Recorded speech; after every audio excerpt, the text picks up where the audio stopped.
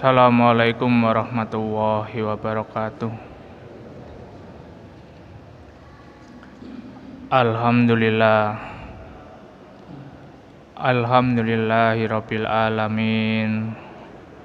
Wassalatu wassalam ala asrofi al-anbiya'i wal mursalin wa ala alihi wa sahbihi ajmain, amma ba'd. Yang pertama-tama, marilah kita panjatkan puja dan puji syukur kehadirat Allah Subhanahu wa Ta'ala yang telah memberikan kita banyak rahmat dan karunia-Nya, sehingga pada sore hari ini kita masih bisa berkumpul di masjid yang kita muliakan ini. Dan tidak lupa pula kita panjatkan sholawat serta salam kepada junjungan kita Nabi besar Muhammad Sallallahu Alaihi Wasallam. Semoga di hari kelak kita akan mendapatkan syafaat atau pertolongannya. Amin. Pada sore hari ini saya akan melanjutkan kembali membacakan tentang surat Al-Buruj. Mungkin kita biasa membacanya dan mungkin kita sudah memahami bahwa surat Al-Buruj itu artinya adalah bintang-bintang. Dan surat Al-Buruj ini adalah salah satu surat Makkiyah. Sehingga surat Al-Buruj ini Allah itu ingin menjelaskan tentang sesuatu perkara dan juga menjelaskan tentang dampak sesuatu yang telah ada atau yang telah dilakukan. Dalam ayat yang pertama sampai ayat yang ketiga, Allah itu bersumpah, yaitu was-sama'i dzatil buruj wal yaumil mau'ud wa syahidi wa mashhud. Di sini Allah itu bersumpah dengan nama makhluknya. Mungkin yang pernah saya sampaikan bahwa Allah itu boleh saja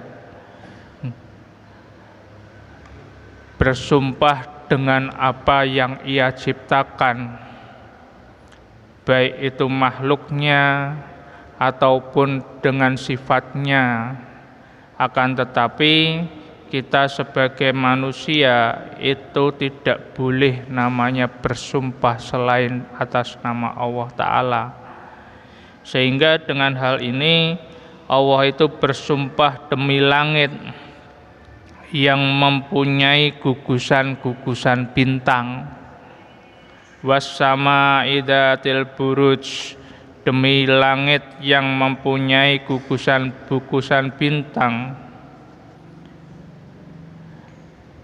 Di sini dikatakan bahwa sesungguhnya kita itu harus memperhatikan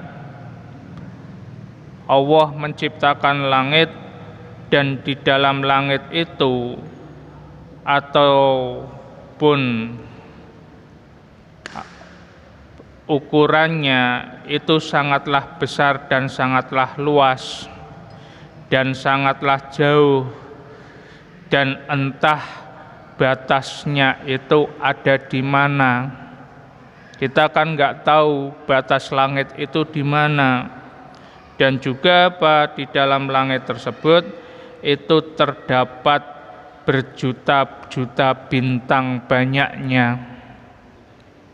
Al-Buruj itu bisa berasal dari kata baraja, yaitu sesuatu yang nampak. Sesuatu yang nampak.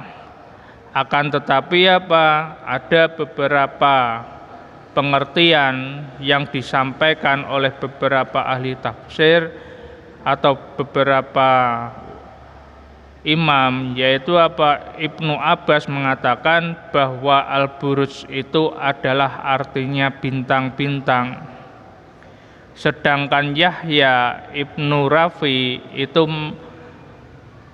mengartikan bahwa al-buruj itu adalah gedung-gedung yang terdapat di langit. Gedung-gedung yang terdapat di langit atau benteng yang sangat kokoh. Bisa juga diartikan yaitu apa, bentuk yang baik, yaitu dari Al-Minhal Ibnu Amr, sehingga apa, was-sama'i dzatil buruj itu bisa juga diganti dengan was-sama'i dzatin nujum, yaitu demi langit yang penuh dengan bintang-bintang. Artinya itu sama. Ada juga yang mengatakan bahwa was-sama'i dzatil buruj itu seperti was-sama'i dzatil husul, yaitu apa, demi langit yang di atasnya penuh dengan istana. Kita itu enggak tahu bahwa sesungguhnya arsy-nya Allah itu ada di atas langit, sedangkan arsy-nya Allah itu besarnya seperti apa, manusia itu belum ada yang tahu. Bahkan ada yang mengartikan bahwa sesungguhnya apa, surga, kemewahan surga itu ada di atas langit tersebut. Kemudian apa, was-sama'i dzatil buruj juga bisa diartikan sebagai manazil qamar. Manazil qamar itu yaitu apa, tempatnya jalannya rembulan. Sehingga dengan hal tersebut kita bisa memahami itu. Kemudian yang selanjutnya Allah itu bersumpah, yaitu wal yaumil mau'ud, demi hari yang telah dijanjikan.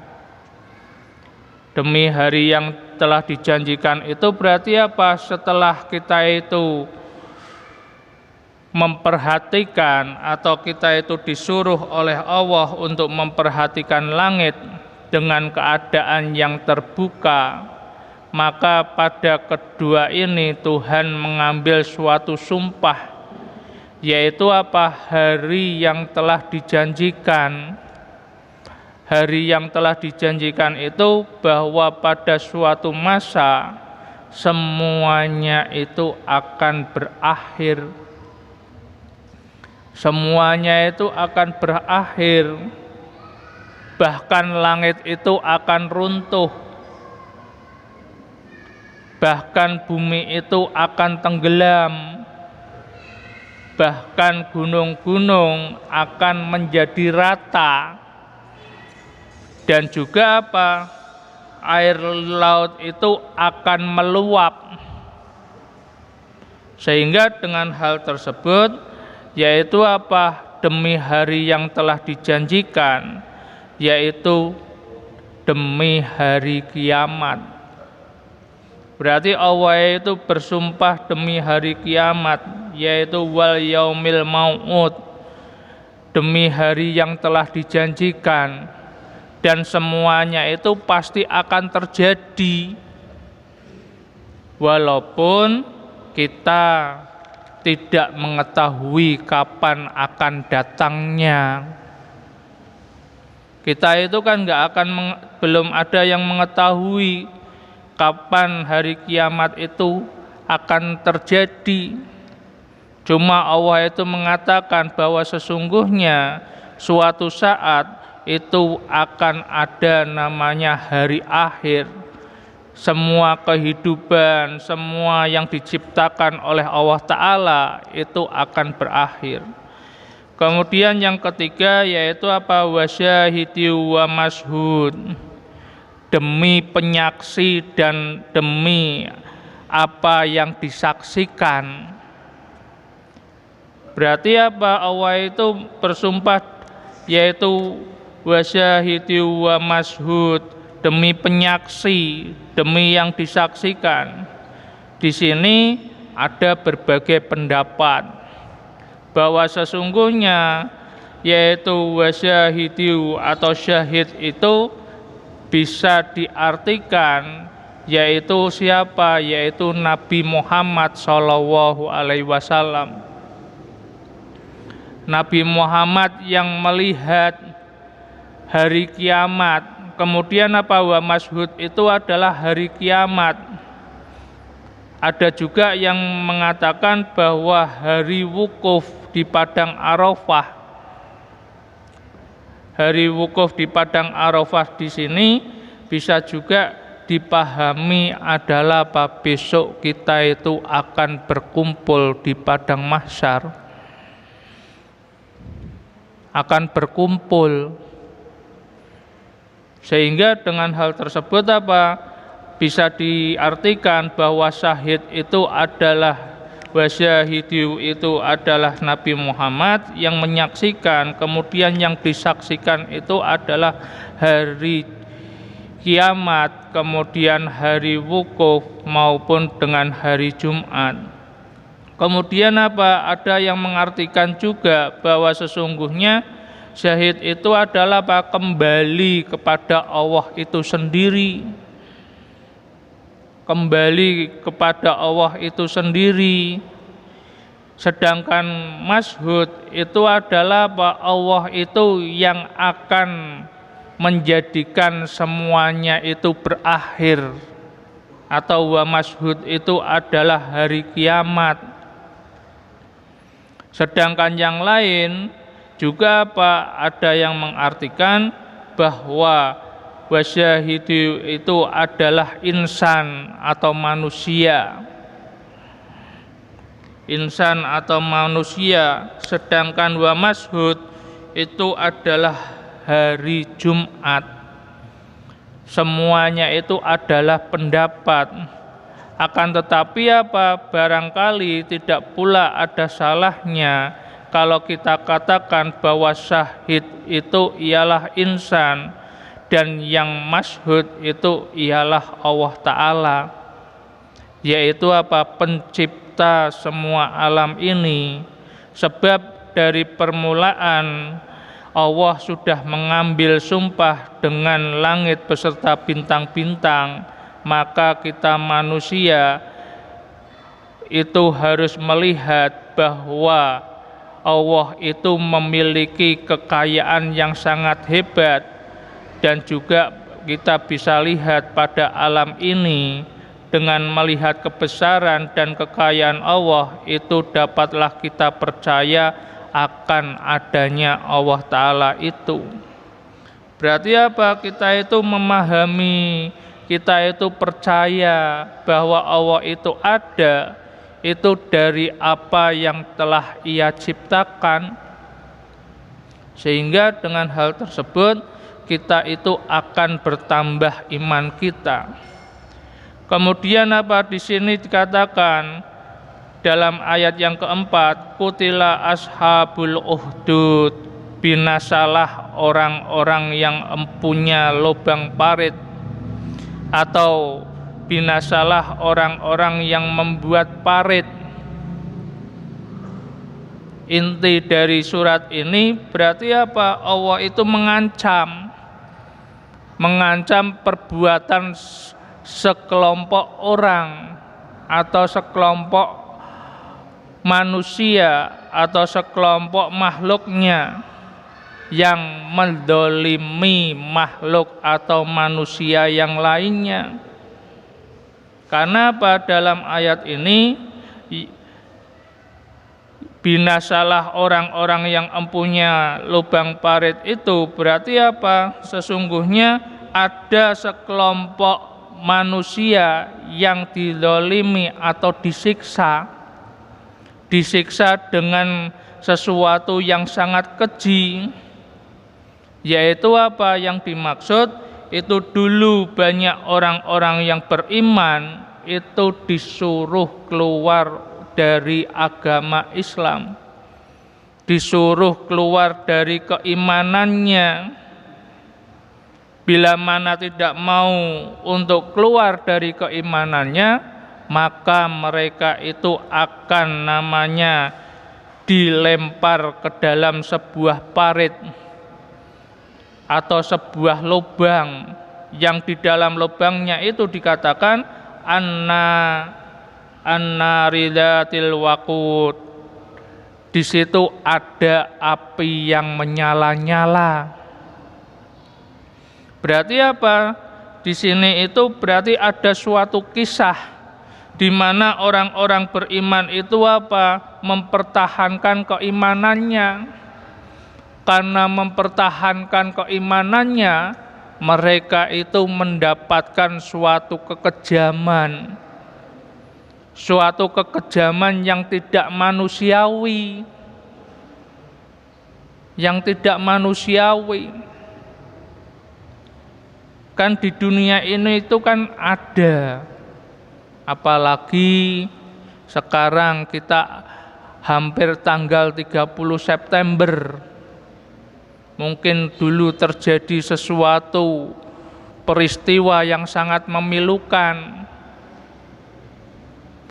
dan tetapi apa dalam ayat ini, yaitu apa yang ingin diceritakan oleh Allah Ta'ala itu apa? Di situ banyak orang-orang yang berkuasa ingin namanya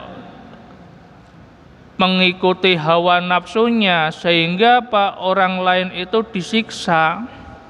Karena dalam ayat ini, dalam ayat yang keempat, yang kelima, itu apa? Bisa diartikan dalam sebuah kisah itu apa? Dari Sayyidina Ali bin Abi Thalib, bahwa sesungguhnya dulu itu ada seorang raja Persia. Raja Persia itu kemudian apa? Dia itu mabok, minum minuman keras. Ketika dia itu hilang akalnya karena mabuk, kemudian apa? Dia itu menggauli adik kandungnya. Ketika menggauli adik kandungnya, kemudian apa? Semua orang yang ada di dalam istana dan sekitarnya mulailah namanya mengetahui hal tersebut. Sedangkan hal tersebut itu tidak boleh. Sehingga apa? Untuk namanya dia itu biar nama baiknya tidak jelek, kemudian apa? Dia itu membuat suatu aturan bahwa sesungguhnya boleh namanya mengawini mahramnya. Sehingga apa? Pada saat itu ahli-ahli kitab itu disuruh untuk namanya menghalalkan perkara tersebut. Akan tetapi apa? Ahli kitab itu tidak mau namanya menghalalkan. Karena sesuai apa yang diaturkan dalam Injil, kemudian dalam Taurat, itu namanya tidak boleh mengawini saudara kandungnya atau yang masih bermahram dengan dia.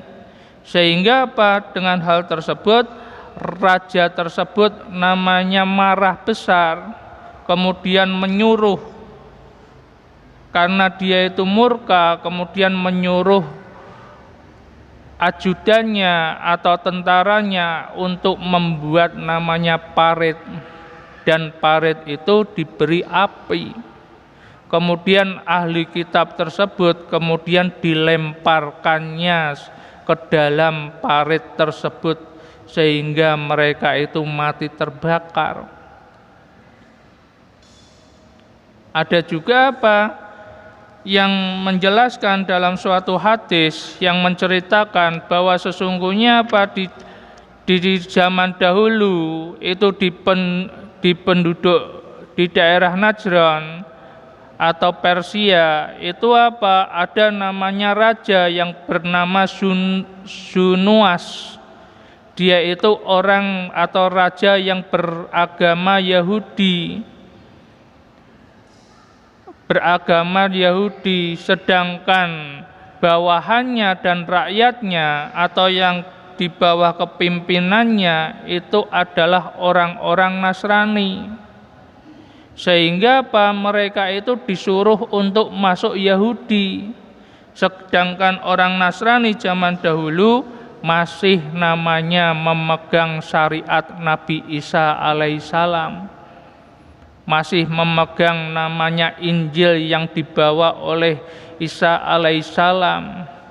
Sehingga mereka itu mempertahankan keimanannya, kemudian mereka itu harus mendapatkan siksa atau kedzaliman dari raja tersebut, yaitu dilempar ke dalam lubang yang di dalamnya itu ada namanya api yang sangat menyala-nyala.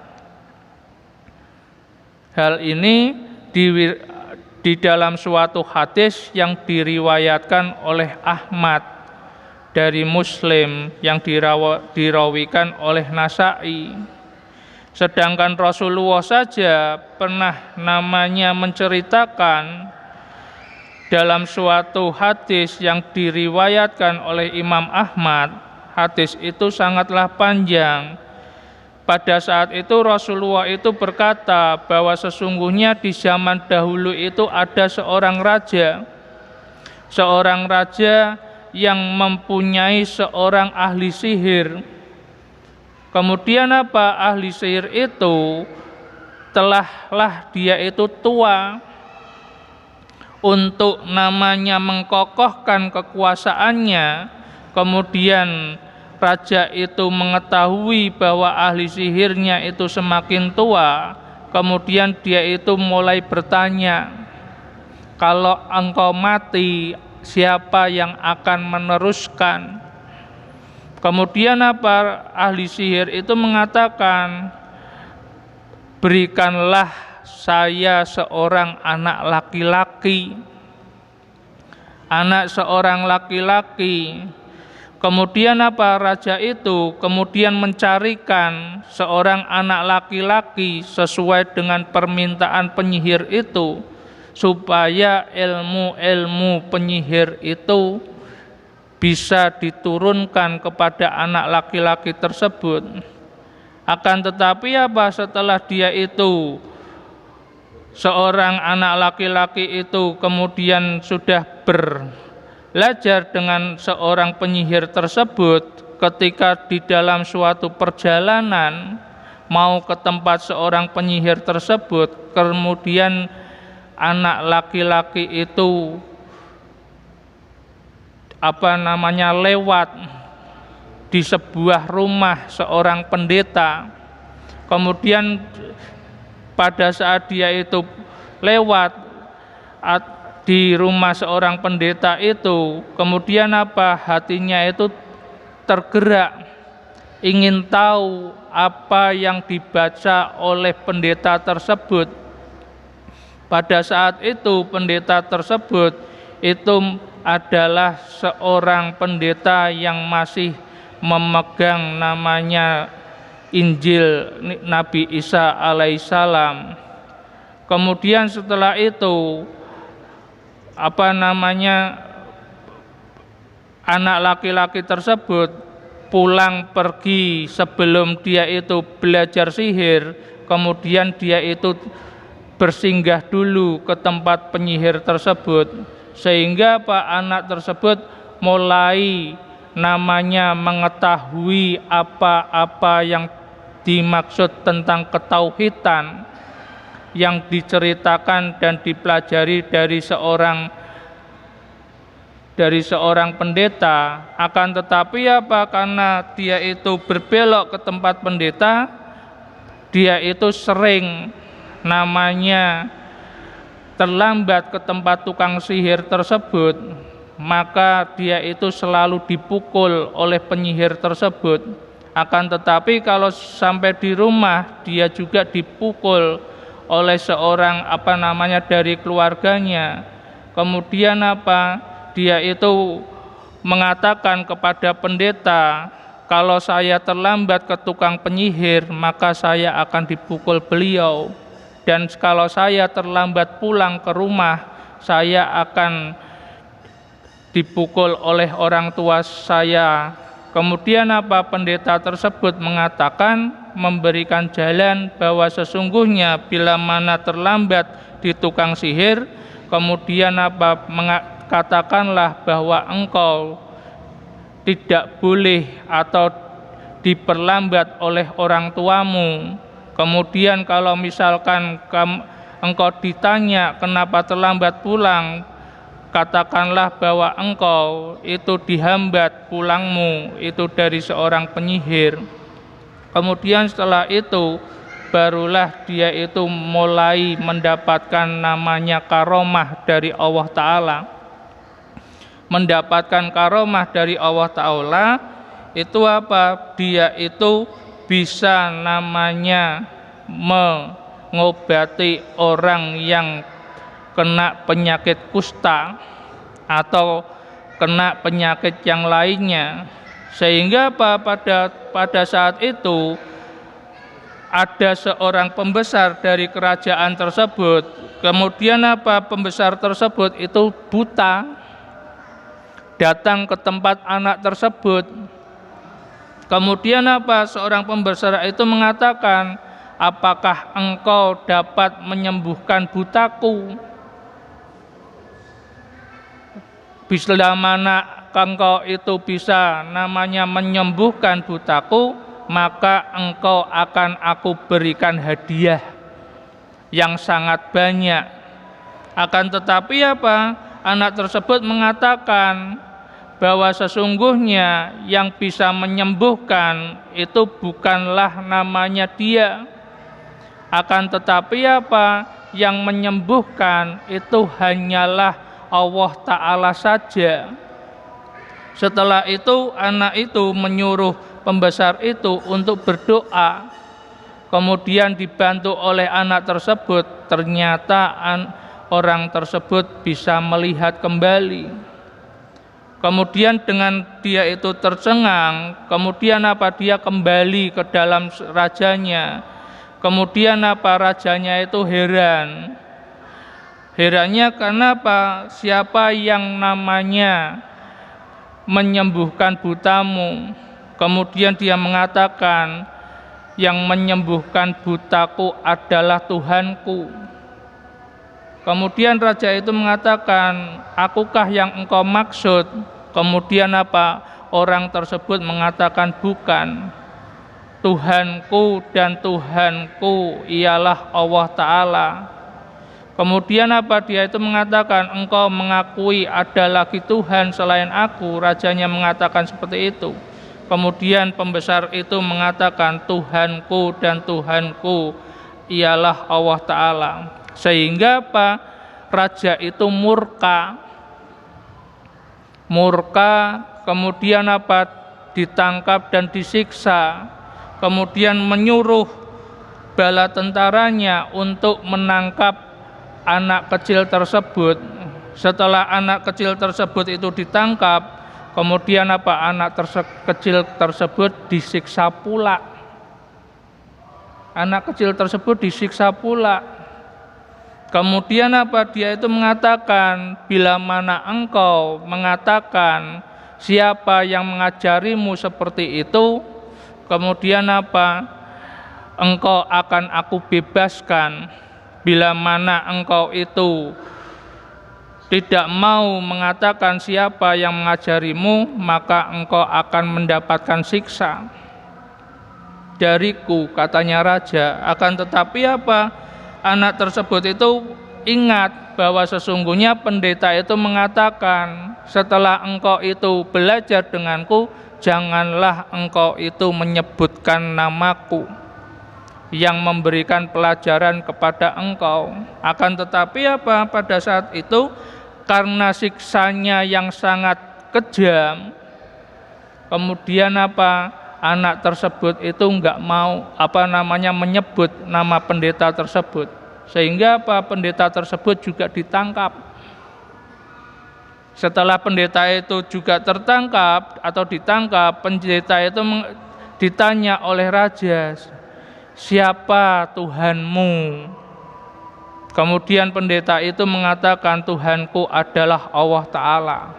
Keluarlah dari keimananmu. Tetapi apa? Pendeta itu tidak mau. Sehingga apa? Pendeta itu diberi siksaan, yaitu apa? Kepalanya digergaji. Kepalanya itu dibelah menjadi dua.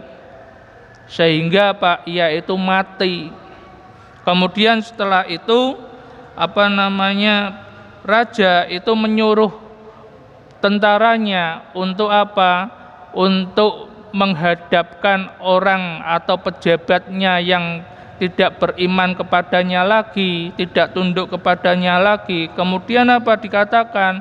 Mau enggak engkau itu keluar dari keimananmu? Tetapi pembesar itu tidak mau, dan juga apa? Disiksa seperti pendeta itu juga. Pada akhirnya yang terakhir adalah anak tersebut. Anak tersebut itu apa? Ditanya oleh namanya raja tersebut. Kemudian apa? Raja tersebut mengatakan kepada bala tentaranya, bawalah anak itu ke buah gunung. Di daerah tersebut ada namanya 2 gunung yang sangat tinggi. Kemudian apa? Bala tentaranya disuruh, bila mana dia itu ditanya, maukah engkau itu keluar dari keimananmu? Bila dia itu mau, maka selamatkanlah, bawa pulang. Akan tetapi kalau misalkan dia itu tidak mau, maka lemparkanlah anak tersebut dari ketinggian gunung tersebut. Ternyata apa? Setelah dia itu bawa ke gunung tersebut, kemudian apa? Anak itu ditanya seperti itu. Kemudian apa?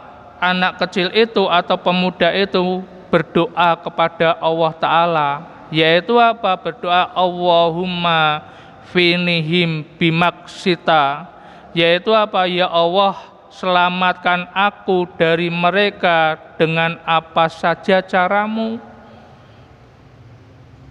Berarti apa? Kalau kita itu mendapatkan suatu kesulitan atau mendapatkan suatu ancaman, berarti apa? Kita itu bisa berdoa, Allahumma finihim bimaksita. Sudah kan? Ini saja yang bisa saya sampaikan karena ceritanya sangat panjang. Untuk ayat yang keempat, yang kelima, karena waktu Isya sudah masuk, marilah kita tutup bersama-sama belajar kita pada sore hari ini dengan berdoa Bismillahirrahmanirrahim. Subhanaka Allahumma wa bihamdika asyhadu alla ilaha illa anta astaghfiruka wa atubu ilaih. Assalamualaikum warahmatullahi wabarakatuh.